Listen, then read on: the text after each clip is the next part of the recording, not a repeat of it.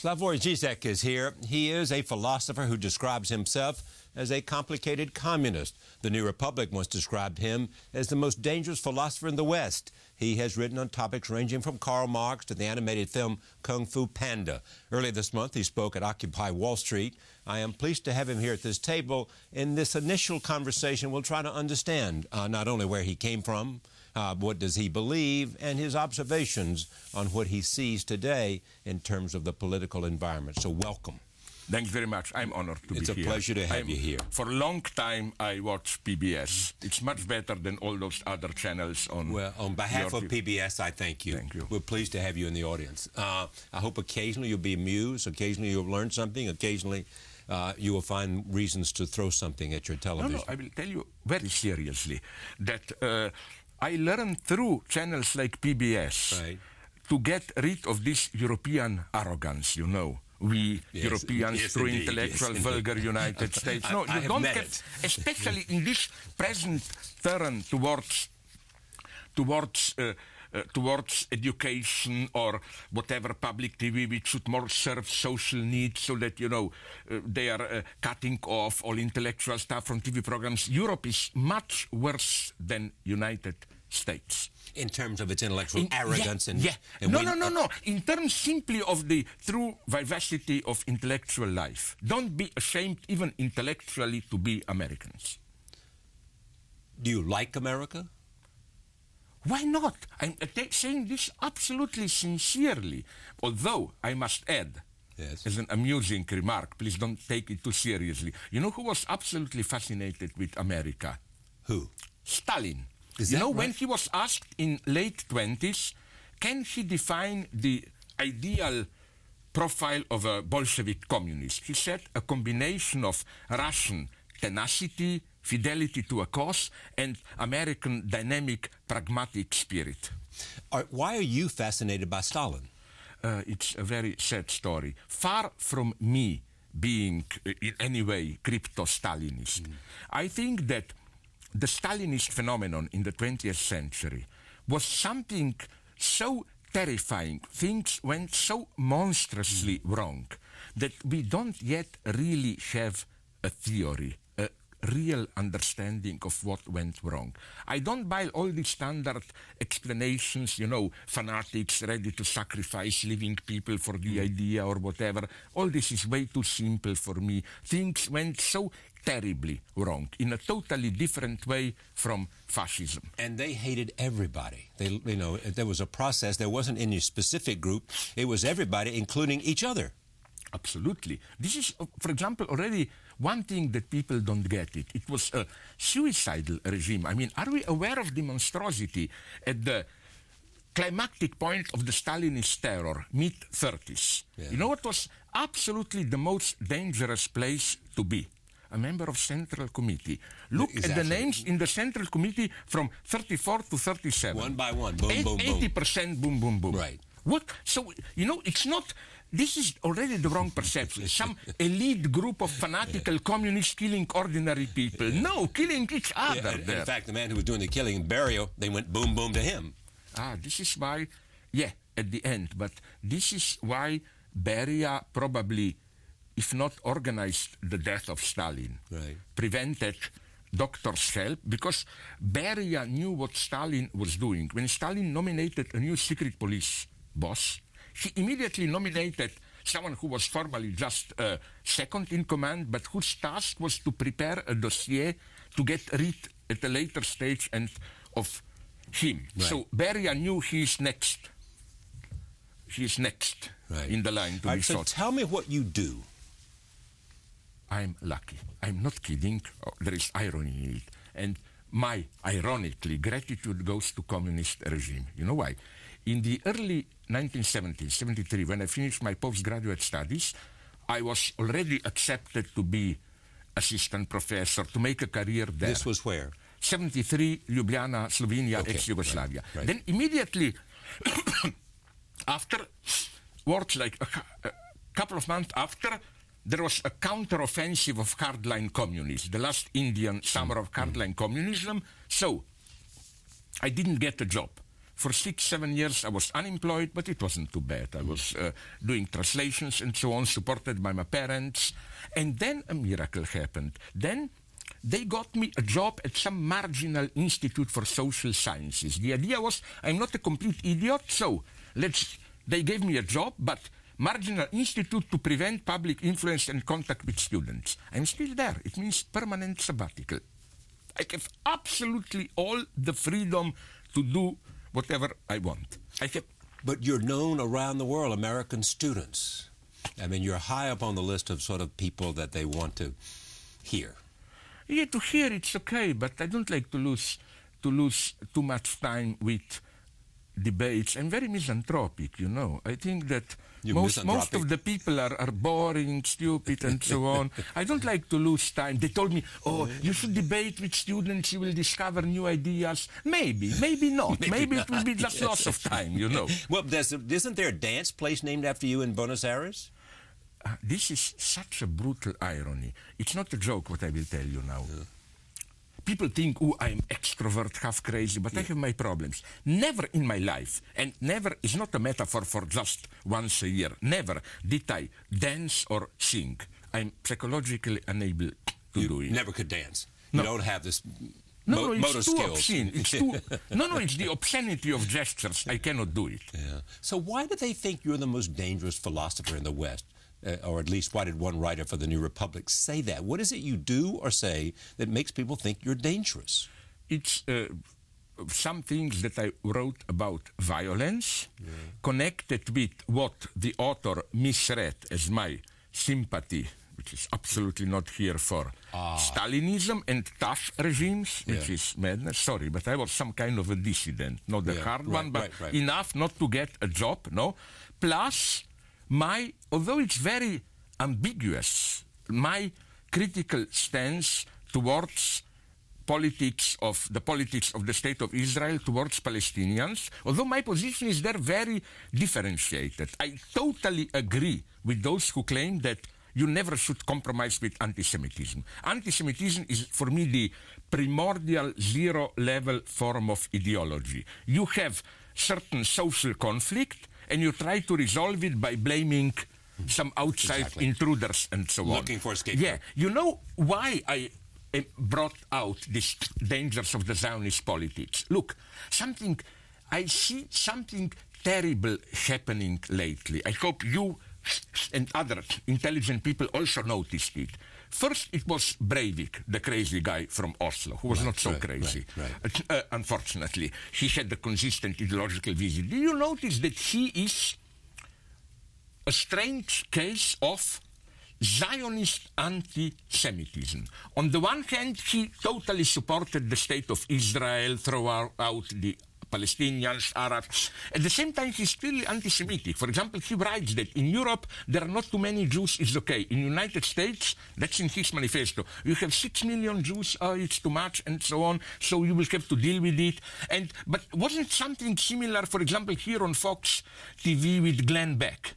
Yes. He was fired, made anti-Semitic, at the same time, totally pro-Zionist. And what I really am terrified with is that some hardline Zionists in the State of Israel are ready to make a pact with this kind of Zionist anti-Semitic, for example, American Christian fundamentalists. The idea is we tolerate your internal anti-Semitism if you allow us to play the same game with Palestine. And it makes me very sad for the Jewish people whom I like immensely. I think that something that the way they are treating Palestinians will decide their character. Will they become just another nation state, or will what made them so great in the history of humanity survive? But again, we live in crazy times. This is misread as, I'm anti-Semitic or whatever. I hear you. Tell me about this film the forthcoming film. It's called The Pervert's Guide to Ideology, directed by Sophie.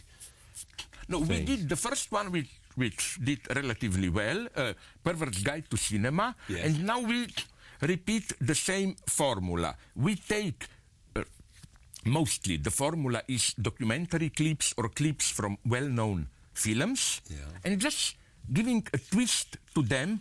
For example, one with ideological critical axis. For example, one that we really like, it worked well, is we all saw James Cameron's Titanic. Indeed. And then we saw Avatar.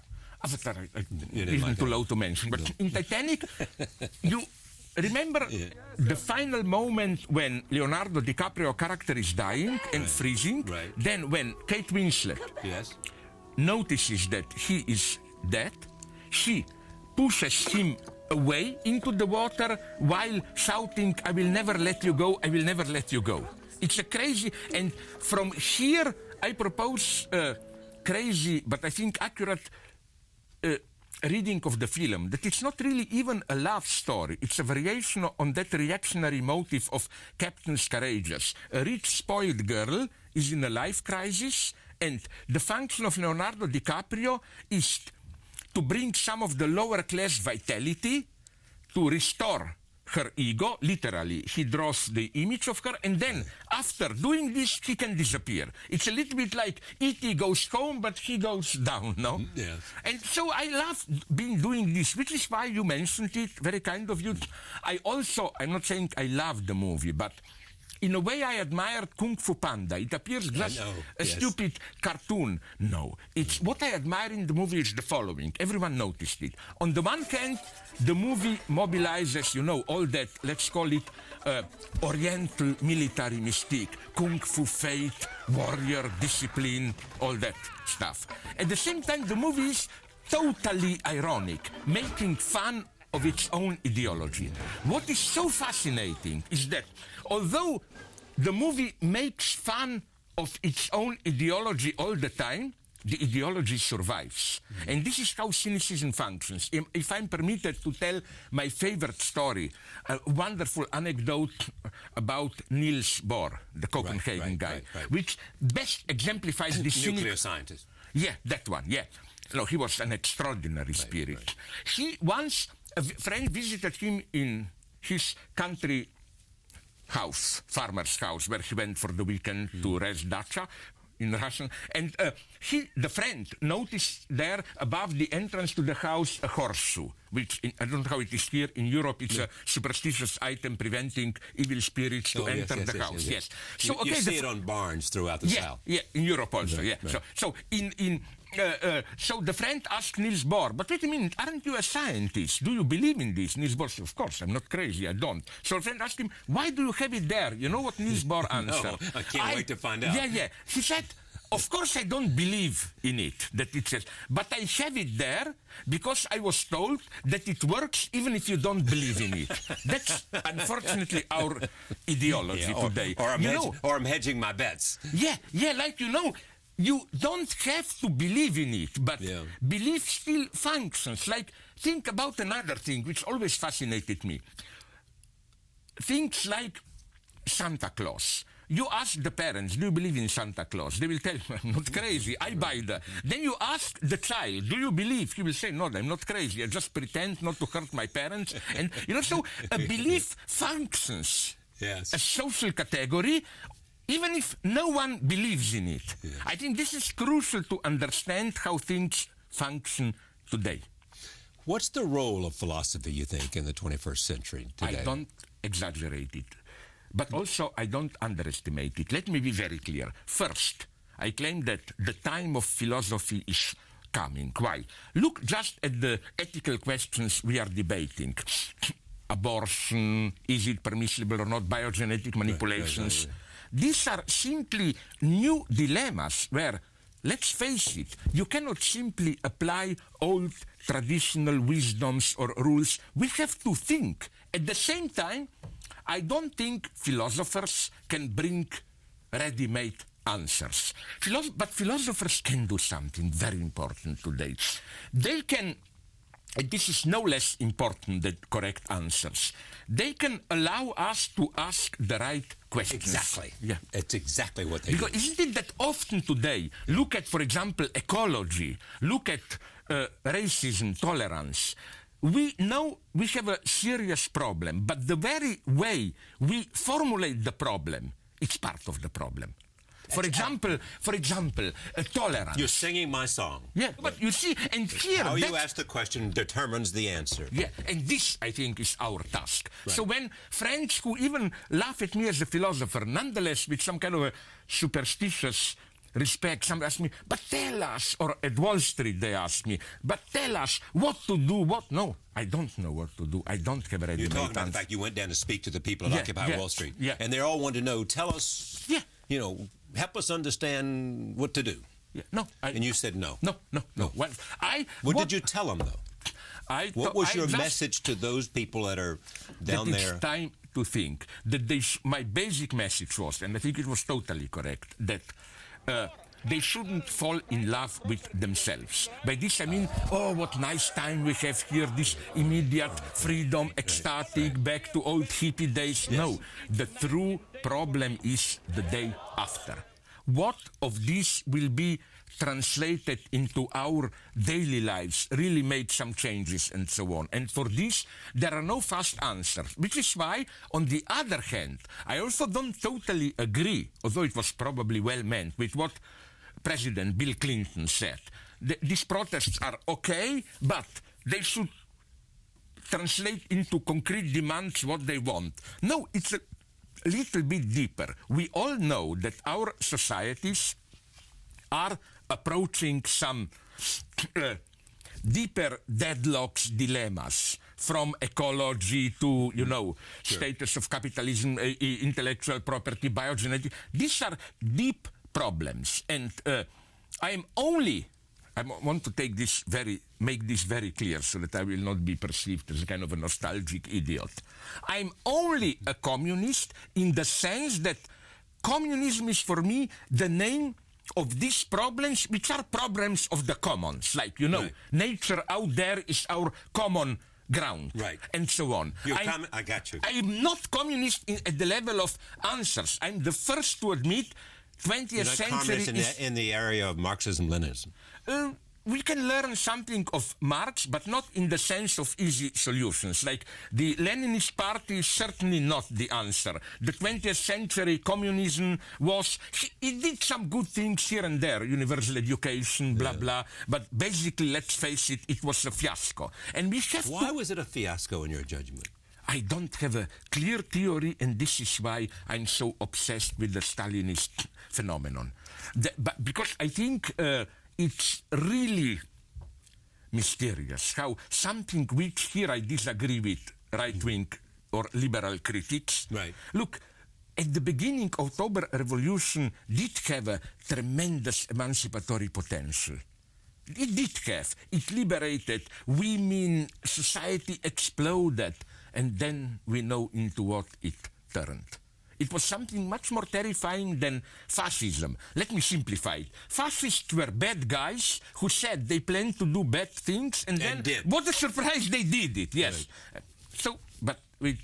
This is why in fascism, or especially Nazism, you don't have the figure of Nazi dissidents. While Stalinist communism even all the time had to fight with disappointed communists who, at the same time, let me be clear. The Gulag started early. Yeah, but at the same time, I'm not saying, at the beginning everything was okay and so on. This Trotskyite story. Right. If only Lenin were to survive 2 years more, made a pact with Trotsky against Lenin. Yeah. No. There was a kind of at least general tendency that Leninism had to become Stalinism. I have no illusions there, but that's what makes it truly tragic. There were no illusions that Leninism had to become Stalinism. No, it had to, in a way. I don't think there was a real alternative in the sense of, if only... But Gorbachev thought he could reform communism.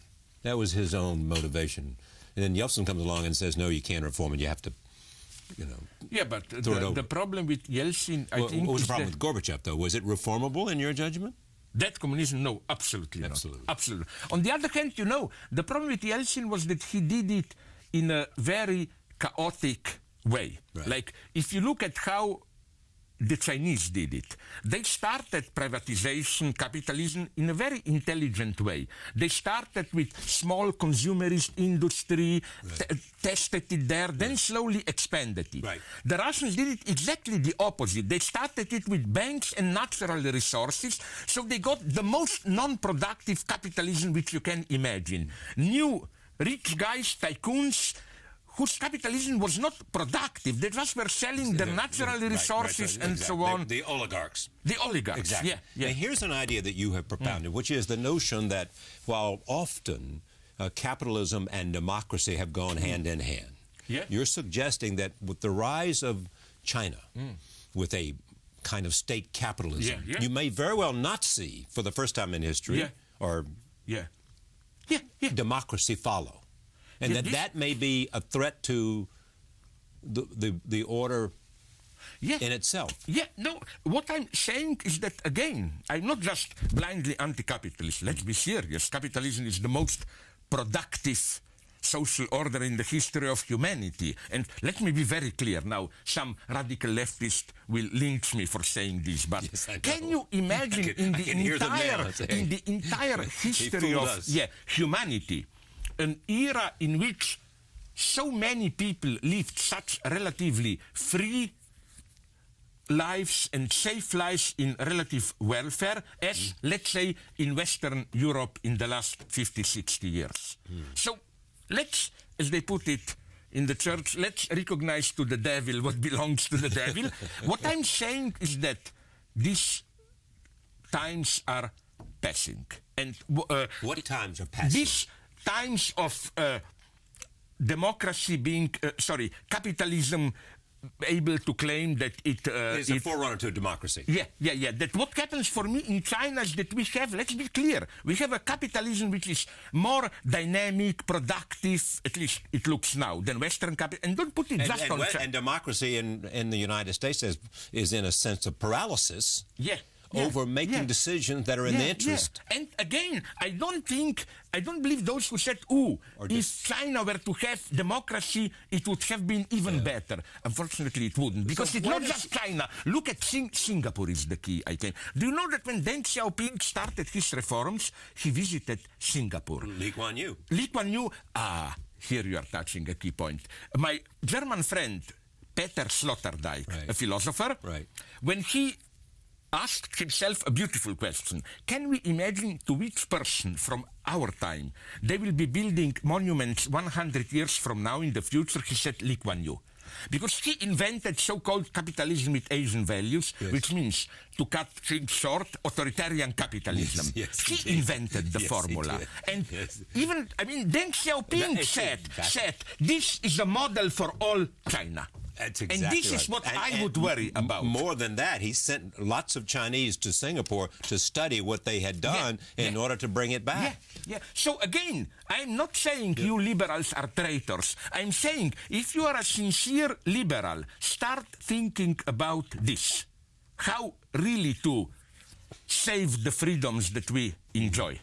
Let me move you to the Arab Spring and what your observations are about what's happened from Tunisia to Libya. I think it's an extremely positive thing. Because, we in Western Europe, at least, and here, all the time we dismissed Arabs are those guys, you can mobilize them en masse only on anti-Semitism, religious fundamentalism, nationalism. No, here we got what we wanted. A secular revolt for freedom, democracy, and so on. Of course, this brings... Not about ideology at all. Okay, here, maybe I disagree, because what do you mean by ideology? Well, I don't know. You tell me. But it was about dignity. It was about dignity. It was about responsibility. It was about freedom. Solidarity, all those things. It was a wonderful event. And, okay.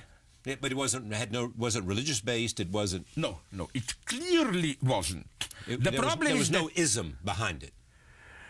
Or not? Yeah, what do you mean by ism? Well, I don't... Because, communism, fascism... some other kind of ism. You know what's my problem? That I don't believe in this. Like, for me,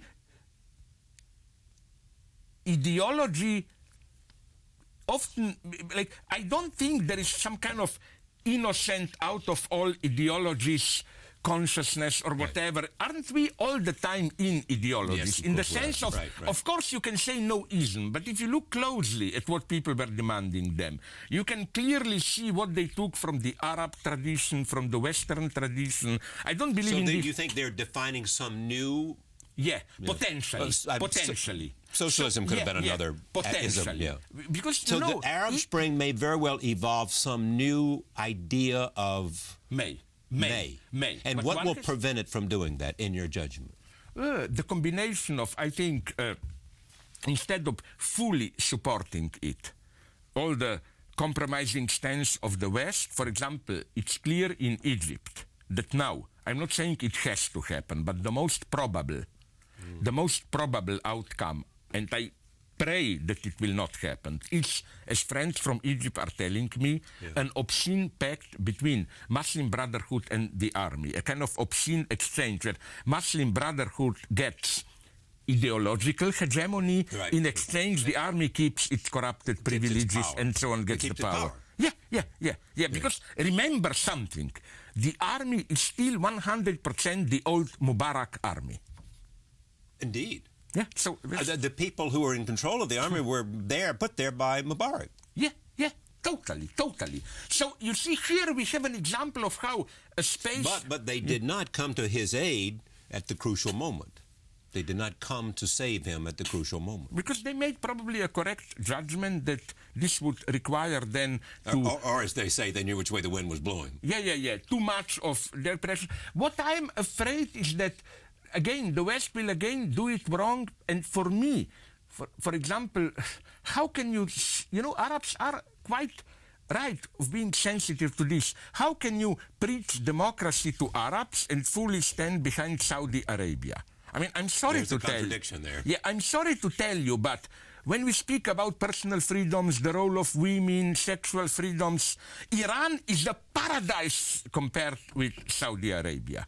And do you remember in Bahrain, there was a genuine revolt. Yes. It was crashed down high. Saudi Arabia intervened there. I don't remember any. Well, you know what the administration, the Obama administration would say, and others would say, you know, the European administration would say, you have to judge these on a country-by-country basis. Yeah, but this is just a nice way, masked as wisdom, to say ruthless opportunism and so on. And it's so typical how the West intervened. But you can't find one, you know, it does not have to be a philosophy that has no exceptions to it, does it? No, but nonetheless, it's typical that where the West did intervene was precisely the wrong place, Libya. Why? Let me be clear. I have no sympathy whatsoever, even when we were witnessing these horrible scenes of Gaddafi being basically lynched by the mob. No sympathy whatsoever for him. But wasn't it clear that in contrast to Tunis, Egypt, Syria, where we had a clear democratic people's movement with program, wasn't it blurred from the very beginning in Libya? It wasn't clear who these rebels are, what, and you see where you get. Now we learned 2-3 weeks ago that the main military commander of the Libyan resistance is kind of an ex-jihadist Al-Qaeda man. Yes. So where we ended is NATO arming Al-Qaeda. Thanks very much for that. No, they should have been a little bit more restrained, not in the sense of supporting Gaddafi. But if they hadn't come in at the time, there would have been a huge massacre. That was their argument. That was going, the Gaddafi army was marching on to Benghazi, and if they had not, that was a humanitarian. But in fact, bombing, in fact, the humanitarian turned into something else. Yeah. And this is the problem. What is so horrible for me is how precisely the case where the revolt was not a clearly democratic, secular revolt, precisely there the West intervened.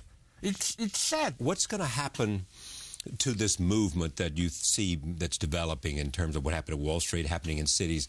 Does it have, as they say, legs? Does it have the capacity to grow into something that has power? It's not yet decided. It's not sure yet. It's not sure, which is why I think now it's not yet the time to make it utopian in the bad sense. Yeah. You know, the time to make plans for power or whatever. It's time for reflection. It's time to ask the basic questions. Do we even this is for me the tragic thing. We all feel something is wrong with the system. Yeah. But we have even a vague because of idea. Income disparity, because of a whole range of things. Yeah. And we know it cannot just be solved by a little bit of social democratic legislation. It has to be what? A more radical, I claim. And what would radical be? It's very clear. Some deep transformation of the capitalist system itself in the long term. Here problems begin. I don't think there is a clear idea, but you know, we will have to think about it, because what I'm afraid that you can say, okay, we cannot even imagine it. Here I have two problems. They may amuse you. First one is, did you notice how, in what a strange way today, the terms possible, impossible function? Like, if you speak about science, everything is becoming possible. You know, through biogenetic or cloning, we will be able to live forever, replacing our organs, blah, blah, blah, whatever you want. Everything will Stem cell and all that. Yeah, everything will be accessible to us through iPhone, blah, blah, blah, in clouds. So here, everything is possible. But when you say, let's raise the taxes and spend a little bit more money for healthcare, impossible. So it's like my friend Fred Jameson said, we can well imagine, we do it daily, all the catastrophe movies, we can well imagine the end of the Earth, asteroid hitting Earth, but we cannot imagine a small change in capitalism, no? And the important thing is not to engage in some crazy, destructive experiments, but to open up the space of thinking. It's difficult, this, because we know how the 20th century attempts failed. I don't have any big formula. I even, ironically, in a self-mocking way, often say that, because people accuse me, I'm kind of a demagogue, stand-up comedian, magician. I said, if I'm a magician which is showing you all the time the head, but the rabbit never comes out, you know, the formula. I'm modest here. I'm just saying, which is why I like intelligent conservatives. Not reactionaries, conservatives. Honest conservatives are the ones who openly confront the deadlock and don't play games with some easy solutions or whatever. Thank you for coming. I hope we can do this again. I'm really proud to be here, and I hope I at least helped in dispelling some of these ideas that me and my friends have some, I don't know, dark terrorist plans. We are much more modest than it may appear. We are just saying we are approaching a crisis. It's no cause for panic, emergency or whatever, but to start thinking. Thanks very much. And asking the right questions. Yes, thanks very much.